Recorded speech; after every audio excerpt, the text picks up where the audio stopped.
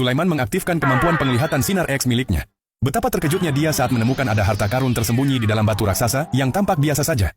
Tanpa ragu ia mengambil batu kecil dan menghancurkannya di bagian tengah batu raksasa itu.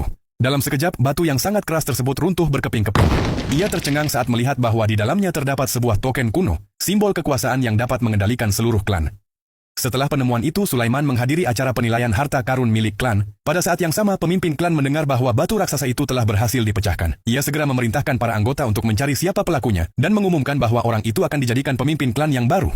Sulaiman pun dengan jujur mengaku bahwa dialah yang memecahkan batu tersebut. Namun, anggota klan justru menertawakannya. Tak lama kemudian, pamannya maju dan menantangnya untuk membuktikan perkataannya. Ia mengajukan taruhan kepada ibu Sulaiman. Mereka masing-masing akan memilih satu batu mentah. Dan jika nilai gabungan batu pilihan Sulaiman dan ibunya lebih rendah dari batu pamannya, maka sang ibu harus menikah dengan anggota klan, sementara Sulaiman akan diusir. Awalnya, sang ibu menolak taruhan itu. Namun Sulaiman dengan tenang menerima tantangan tersebut. Pamannya yang sudah menguasai teknik penilaian batu klan, dengan cepat memilih batu mentah berkualitas tinggi. Semua orang memujinya. Bahkan sang ibu sempat merasa mereka pasti kalah. Tapi Sulaiman menggunakan pendengarannya dan menyadari bahwa batu milik pamannya hanya tampak indah di luar, padahal di dalamnya tidak bernilai sama sekali. Pamannya tidak percaya, lalu memanggil seorang ahli untuk memotong batu tersebut. Hasilnya sesuai perkataan Sulaiman, batu itu hanyalah batu biasa, nilainya tak sampai 5 juta. Melihat hal itu, sang ibu kembali bersemangat. Ia memilih batu mentah yang membuatnya yakin. Ketika batu itu dibelah, ternyata isinya adalah batu giok hijau berkualitas tinggi, meski terdapat retakan kecil di bagian bawahnya, sehingga nilainya sekitar 3 juta saja. Pamannya tertawa puas dan mendesak Sulaiman untuk segera memilih batu terakhir.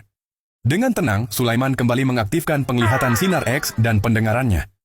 Ia menemukan batu yang tampak halus tanpa tekstur, namun di dalamnya ia merasakan sesuatu yang luar biasa. Ibunya mencoba menghentikan, karena menurutnya batu seperti itu pasti kosong. Tapi pamannya menyela, mengatakan bahwa pilihan tidak boleh diganti. Sulaiman pun tetap memilih batu itu dengan percaya diri. Begitu dipotong, hasilnya mengecewakan. Tidak ada permata di dalamnya.